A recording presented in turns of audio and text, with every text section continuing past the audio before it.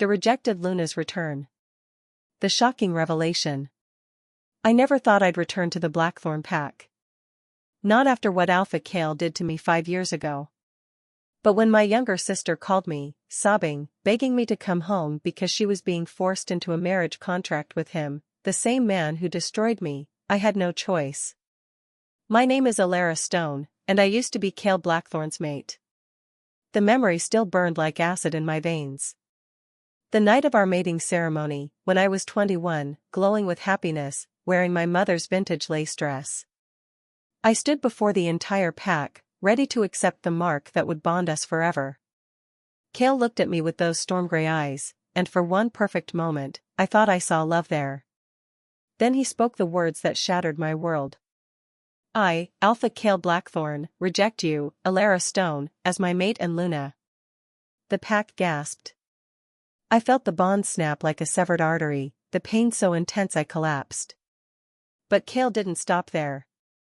He announced his true chosen mate, my cousin, Victoria.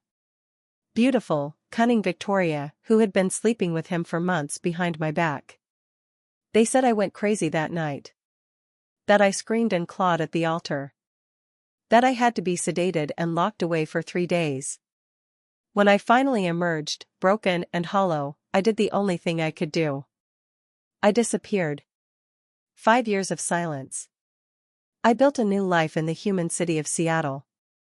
I changed my name to Elle Rivers, cut my waist-length black hair into a sharp bob, and buried every trace of the wolf inside me. I worked as a financial analyst, lived in a sterile apartment, and never, ever thought about Blackthorn territory. Until 3 days ago, when my sister Maya called. "Ellie, please," she sobbed. "Dad made a deal with Alpha Kale. If I don't marry him within the month, our family loses everything, our home, our business, our pack status. Mom is sick. We need the alliance. But I can't. I can't marry him. Please come home." Maya was 18. Innocent. She didn't deserve to be a pawn in whatever twisted game Kale was playing. So I packed a single bag, rented a car, and drove the 6 hours back to the territory I swore I'd never see again. The mansion of memories. The Blackthorn mansion loomed before me like a monument to my trauma. It was a sprawling estate of dark stone and Gothic architecture, surrounded by ancient pine forests. The gate guards didn't recognize me, why would they? The broken girl who left 5 years ago looked nothing like the woman who stepped out of the Mercedes now. I wore a black designer suit, crimson lipstick, and 5-inch heels. My hair was styled in sleek waves. I looked like money and power, which was exactly what I'd become. "I'm here to see Alpha Blackthorn," I told the guard. "Tell him Alara Stone has returned." The guard's eyes widened. Within minutes, I was being escorted through the grand foyer, past the marble staircase where I once imagined carrying my children. Past the ballroom where our mating ceremony should have been a celebration, not an execution. And then I saw him. Kale Blackthorn stood in the center of his office, 6 feet 4 inches of raw dominance and dark beauty. His black hair was longer now, touching his collar. His gray eyes still held that predatory intelligence. He wore a tailored suit that did nothing to hide the lethal muscle beneath. But something was wrong. His face was harder, carved from stone. There were shadows under his eyes, and when he looked at me, I saw something I'd never expected. Shock. And something that looked dangerously close to regret. Alara. My name left his lips like a prayer he'd forgotten how to say. Alpha Blackthorn. I kept my voice ice cold. "I'm here to discuss your proposed marriage to my sister." The confrontation. Kale dismissed his beta with a sharp gesture. The moment we were alone, the air in the room changed.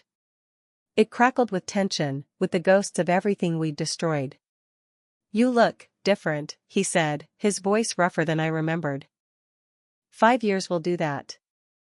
I set my leather briefcase on his desk. "Let's skip the pleasantries. You want to marry my 18-year-old sister." "Why?" His jaw clenched. "That's pack business. My sister is my business." I stepped closer, meeting his gaze without flinching. The old Alara would have trembled. This version of me had claws of her own. You rejected me. You humiliated me in front of everyone.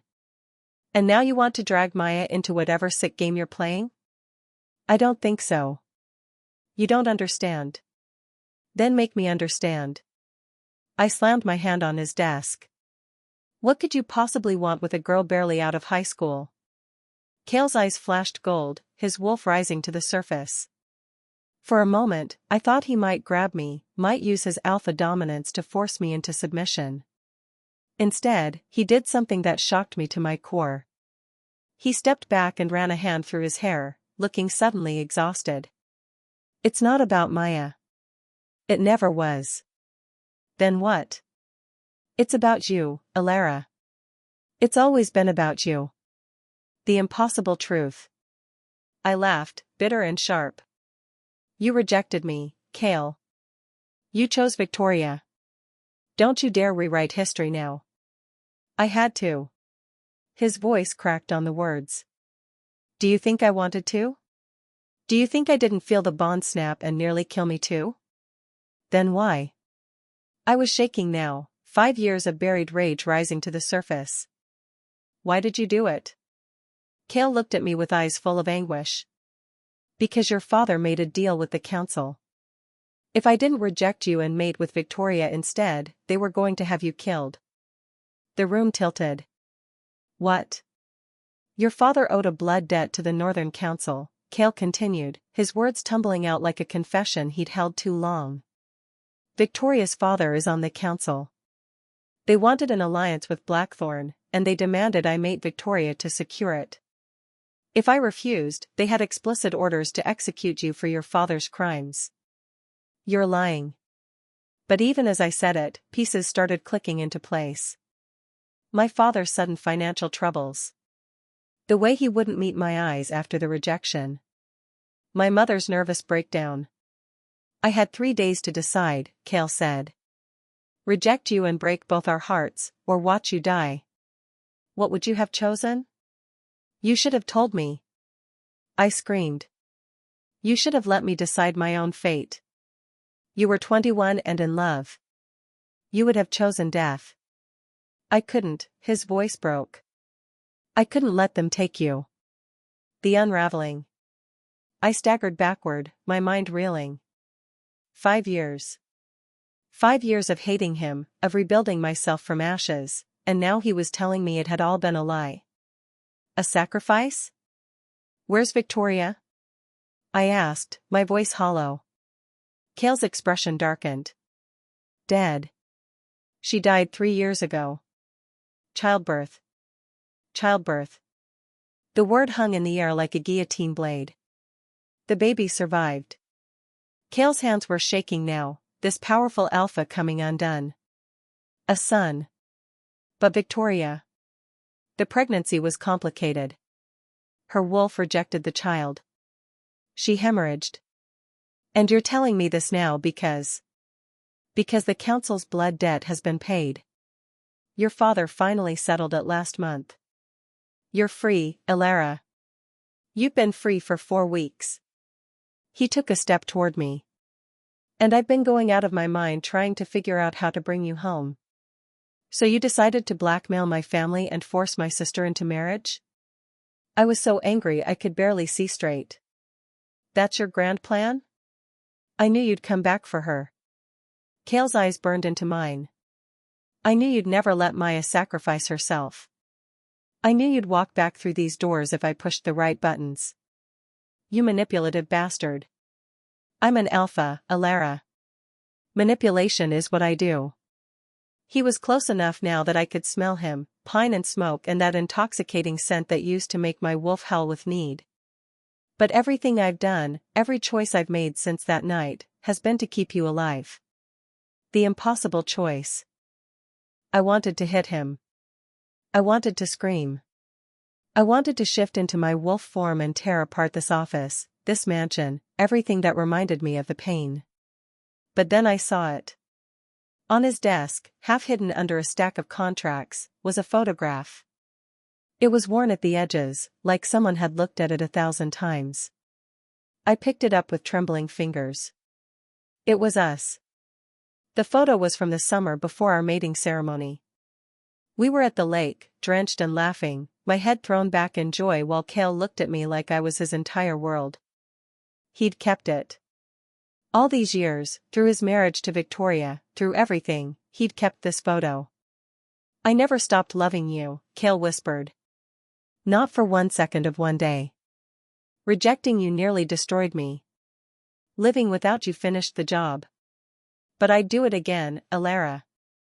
I'd shatter us both 1,000 times if it meant keeping you alive." I looked up at him, this man who had broken me and apparently sacrificed everything to save me, and I felt the foundation of my hate begin to crack. "You're asking me to forgive you," I said. "After 5 years. No." Cale reached out and gently took the photograph from my hands. "I'm asking you to let me spend the rest of my life earning it." Behind us, the office door burst open. A small voice said, "Daddy, Uncle Marcus said you were yelling, and I got scared." I turned. Standing in the doorway was a little boy, maybe 3 years old, with Cale's dark hair and storm-gray eyes. He was holding a stuffed wolf and wearing pajamas with tiny moons on them. Cale's son. Victoria's son. The child looked at me with wide, curious eyes. "Are you the pretty lady from Daddy's picture? Forbidden bonds and hidden enemies." The child's innocent question. The little boy's question hung in the air like a fragile thread connecting past to present. My heart hammered against my ribs as those innocent gray eyes, so much like Cale's, studied me with childlike wonder. I don't know what picture you mean, sweetheart," I managed, my voice barely steady. Cale moved swiftly, scooping the child into his arms with a tenderness that made my chest ache. "Theo, what did Uncle Marcus tell you about knocking?" "That I should always knock, 'cause you might be doing Port Aunt Alpha stuff." Theo's bottom lip jutted out. "But I heard shouting, and the scary lady in my dreams said you were in danger." My blood ran cold. "Scary lady?" Cale's expression shifted from gentle father to lethal predator in a heartbeat. "What scary lady, son? The one you told me about last week?" Theo nodded, burying his face in Cale's neck. "She has yellow eyes and white hair. She says Daddy made a bad promise and she's coming to collect. Secrets in the shadows." Cale's beta, Marcus, appeared in the doorway, a muscular man with kind eyes and a warrior's build. "Alpha, I'm sorry." He slipped past me when I was checking the perimeter reports. "It's fine." Cale's jaw was tight. "Take Theo to the nursery. Double the guards on his wing." "Daddy, no. I want to stay with you and the pretty lady." "Now, Marcus." The alpha command in Cale's voice was absolute. As Marcus carried the protesting child away, I rounded on Cale. What was he talking about? What promise? And why does a 3-year-old need double guards? Cale locked the office door and moved to a hidden panel in the wall. He pressed his palm against it, and a safe clicked open. Inside were documents, photographs, and something that made my skin crawl, a ceremonial dagger with a blade that gleamed sickly silver. "There's more I didn't tell you," Cale said, his voice heavy with exhaustion. "Victoria didn't just die in childbirth. She was murdered." The room spun. "What?" "The doctor said it was hemorrhaging, but I had the body examined by a witch I trust. Victoria was poisoned, slowly, over months. A rare compound that mimics pregnancy complications." He pulled out a photograph of Victoria, pale and gaunt, nothing like the vibrant woman I remembered. Someone wanted her dead and made it look natural. Why would anyone? Because of what she told me before she died. Cale's hands trembled as he set the dagger on his desk. Victoria confessed everything. She wasn't working alone when she seduced me. The council, specifically Elder Mordecai, orchestrated our entire relationship. They wanted control of Blackthorn territory, and Victoria was their puppet. The web of lies. I sank into a chair, my mind racing. So the blood debt, the threat to kill me, all of it was manufactured to force you into a political marriage? Yes. And when Victoria started developing a conscience, when she realized what she'd done to us and wanted to confess, they eliminated her. Cale's eyes burned with barely contained rage. But before she died, she told me about the real plan. Mordecai wants Theo. My son has Alpha Prime blood, the rarest bloodline. If Mordecai can control Theo, he controls the most powerful pack in the region. And the scary lady Theo mentioned? Mordecai's daughter, Seraphine. She's a necromancer, banned from practicing her craft but rumored to be building an army of shadow wolves. Cale pulled out another photo. The woman in it was ethereal and terrifying, with platinum hair and eyes like molten gold. She's been visiting Theo in his dreams, trying to mark him psychically. If she succeeds, she can control him remotely, use him as a vessel. Horror washed over me. That's why you're trying to secure alliances. You need protection. I need more than protection, Alara. I need you. The mate bonds pull. Don't. I stood abruptly, putting distance between us. Don't you dare use your son to manipulate me. I'm not. Cale followed me, his presence overwhelming in the confined space. But you feel it, don't you? The bond never fully severed. Rejection doesn't break what the moon goddess forged, it only damages it. He was right, and I hated him for it. Ever since I'd walked into this office, my wolf had been clawing at my insides, desperate to close the distance between us. The mate pull was like a live wire, sparking every time Cale moved closer. 5 years, Cale. You let me believe you chose her, that I wasn't enough. You were everything. His hand caught my wrist, and the touch sent electricity racing up my arm. Every night I lay beside Victoria, I thought of you. Every time I held Theo, I imagined he was ours. I'd been in hell, Alara, and the only thing that kept me breathing was knowing you were out there, safe and alive. You should have found me. Told me the truth. I tried. His other hand cupped my face, forcing me to meet his tortured gaze. A year after you left, I hired trackers. But you'd buried yourself so deep in the human world, hidden your scent so completely, it was like you'd vanished. And I thought, maybe you'd found happiness. Maybe you'd moved on. I dated other men, I whispered cruelly, wanting to hurt him as he'd hurt me. Humans who didn't know about wolves or bonds or any of this insanity. Cale's eyes flashed gold, his wolf surging forward. Did you sleep with them? What does it matter? Did you? The alpha dominance rolled off him in waves. No, I admitted, hating myself for the confession.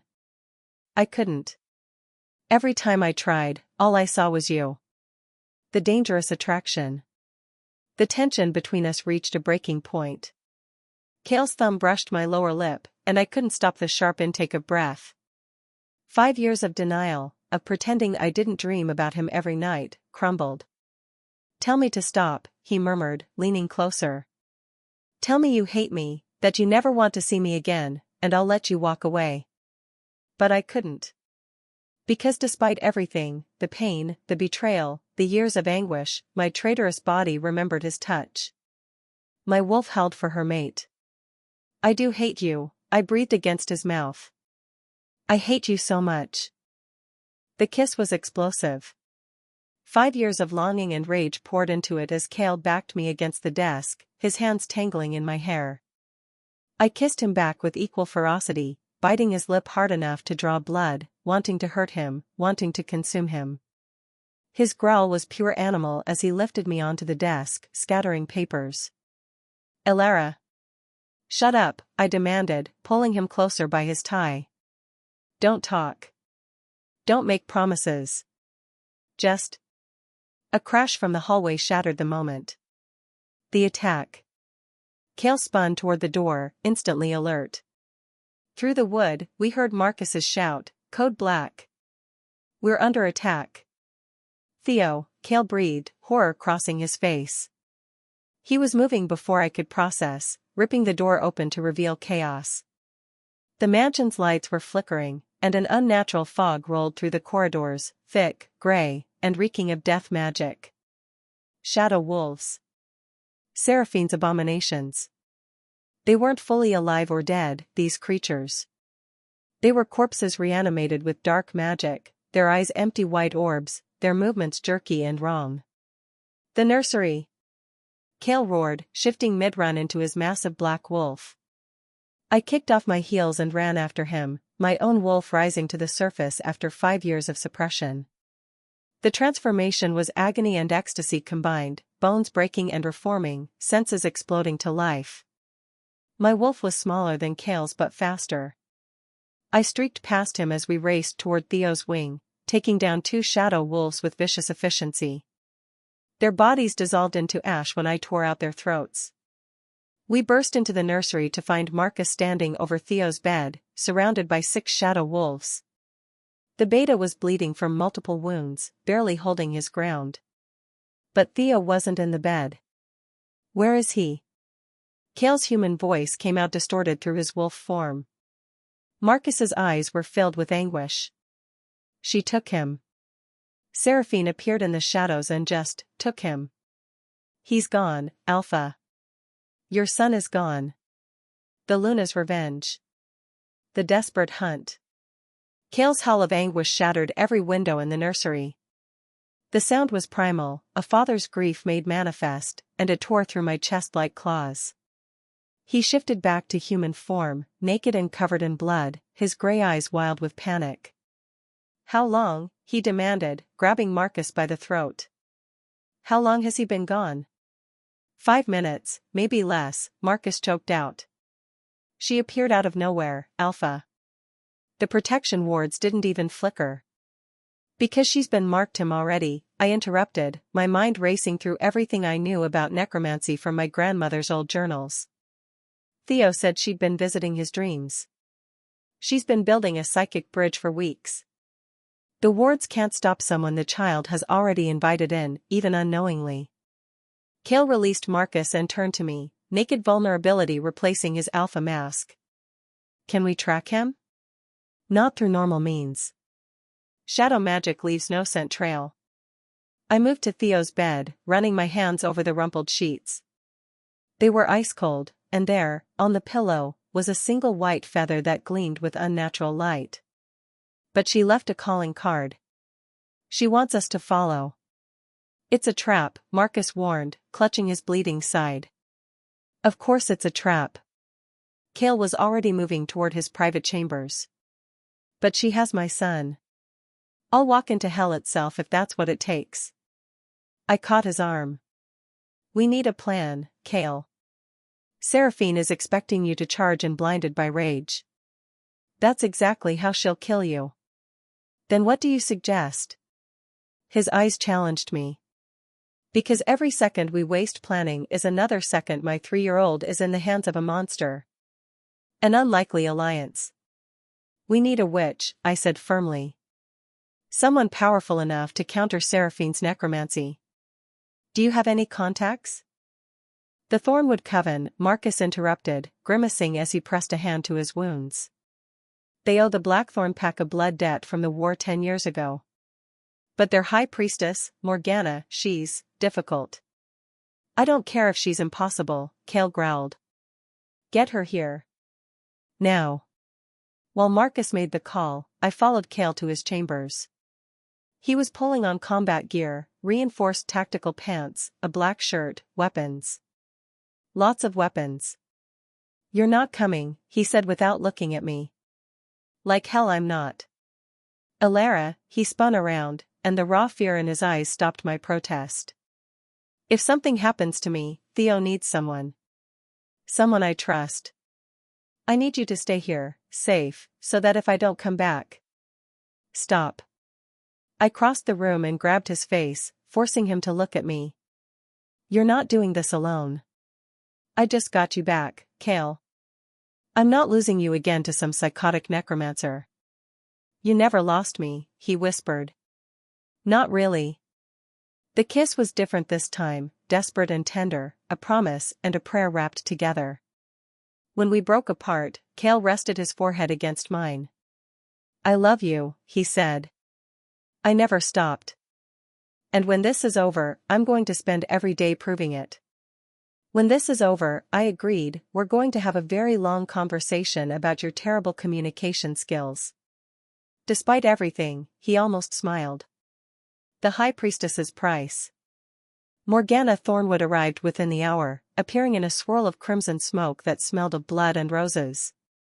She was ancient, not in appearance, but in the weight of power that pressed against the room. Her hair was silver white, her eyes black as pitch, and her presence made my wolf whimper with instinctive wariness. "Alpha Blackthorn," she purred, circling Kale like a predator. "You call in your blood debt after all these years. How desperate you must be." "My son has been taken by Seraphine Mordecai," Kale said through gritted teeth. "I need your help to get him back." Morgana's laugh was like breaking glass. "Seraphine. That little necromancer has been busy, hasn't she? Building her shadow army, courting the council's favor, preparing for war." She turned her unsettling gaze to me. "And you brought your rejected mate. How deliciously tragic. Can you help us or not?" I demanded. "I can." Morgana pulled a vial of glowing green liquid from her cloak. "This will allow you to track the child through the Shadow Realm. But Seraphine's stronghold is protected by blood wards. To enter, you'll need to make a sacrifice." "What kind of sacrifice?" Kale's voice was dangerous. "The thing you value most." Morgana's smile was cruel. "For you, Alpha, that would be your power. To cross her threshold, you must willingly give up your Alpha abilities. Become Omega." Powerless. The room fell silent. An Alpha without their power was defenseless, prey instead of predator. It was a death sentence. "Done," Kale said without hesitation. "I'll give up everything for my son." "No." I stepped between them. "There has to be another way." "There isn't," Morgana said. "Unless." She studied me with unnerving intensity. "The rejected mate could serve as sacrifice instead. Your bond, though damaged, still exists. If you willingly complete the mating bond, accept him fully, mark and be marked, the surge of power might be enough to shatter Seraphine's wards without requiring his submission." My heart stopped. "You want us to complete the mate bond? Now?" "The bond creates a power amplification," Morgana explained clinically. "Two souls becoming one generates immense magical energy. It would give you both the strength to face Seraphine on equal ground. But fair warning, if either of you dies during the battle, the other dies too. Completed mates cannot survive the death of their other half." I looked at Kale. He was staring at me with an expression I couldn't read. "It's your choice, Elara," he said quietly. "I won't force this. If you want to walk away, I'll understand. I'll give up my power and face her alone." "Shut up," I said for the second time that night. I turned to Morgana. "How do we do this?" "The mating ritual." Morgana drew a circle of salt and crushed moonstone around us, chanting in a language older than wolves. The air grew thick with magic, pressing down on my shoulders like invisible hands. "Remove your shirts," Morgana commanded. "The marks must be skin to skin, over the heart." Kale and I stood facing each other in the circle. My hands trembled as I unbuttoned my blouse. This was it, the moment I'd dreamed of 5 years ago, now happening under the worst possible circumstances. "Do you, Kale Blackthorn, accept Elara Stone as your mate, your equal, your other half?" Morgana intoned. "I do." Kale's voice was steady. "I accept her, claim her, and bind myself to her for all my days." "And do you, Elara Stone, accept Kale Blackthorn despite his betrayal, his choices, and the pain he caused you?" I took a shaking breath. This was insane. We were rushing into a bond that should be sacred, doing it out of desperation rather than joy. But when I looked into Kale's eyes, I saw the truth. He'd always been mine, and I'd always been his, no matter what had happened between us. "I do," I whispered. I accept him, forgive him, and bind myself to him. Then mark each other, and let the bond be sealed. Cale's hand cupped my face as he leaned down. His canines extended, sharp and deadly, and he bit down on the junction of my neck and shoulder.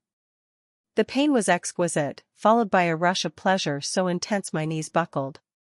But I stayed upright, driven by instinct. My own canines extended, and I bit into his chest, right over his heart, tasting his blood, his essence, his soul. The world exploded. Power surged through me, Cale's strength, his memories, his emotions flooding into my consciousness. I felt everything he'd felt for 5 years, the agony of rejecting me, the guilt that ate at him daily, the love that never dimmed. And he felt me, my pain, my survival, my stubborn refusal to break. When we broke apart, we were both glowing with golden light.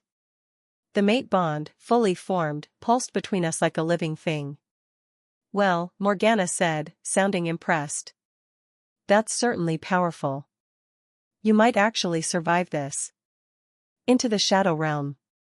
The portal to Seraphine's stronghold opened in the basement of the mansion, a swirling vortex of grey mist and whispered screams. Cale and I stood at its edge, now wearing matching marks and carrying enough magical weapons to arm a small militia. Marcus and a team of elite warriors stood behind us. "We'll hold the perimeter," the beta said. "But Alpha, if you're not back in 2 hours, you'll assume we're dead and evacuate the territory," Cale finished. "I know the protocol." I gripped Cale's hand. Through the bond, I felt his fear for Theo warring with his determination. "We're getting him back," I said firmly. "Together," he agreed. We stepped through the portal. The shadow realm was exactly as nightmarish as I'd imagined, a twisted mirror of reality where the sky was perpetually gray, and the landscape shifted like a fever dream. In the distance, a fortress rose from black stone, its towers piercing the heavy clouds. And standing at its gates, holding a small, crying boy, was Seraphine Mordecai. "Welcome, Alpha," she called, her voice echoing unnaturally. "And my congratulations on your completed bond." How romantic. How futile. Theo reached toward us, his little face streaked with tears. "Daddy." "Elara." "Let him go, Seraphine," Cale commanded, his voice ringing with alpha authority despite the realm's dampening effects. "Oh, I don't think so." Seraphine's eyes glowed with malevolent glee. "You see, I've been waiting for this moment. The council paid me quite handsomely to eliminate the Blackthorn heir, but I have more ambitious plans." She set Theo down, and shadow wolves emerged from the darkness, dozens of them, circling us like a noose tightening. "I'm going to kill your son in front of you," Seraphine continued. "And then I'm going to use his death to fuel a spell that will make me the most powerful necromancer in history. But first..." She smiled. "Let's see how well that pretty new bond holds up under pressure." She snapped her fingers. The shadow wolves attacked.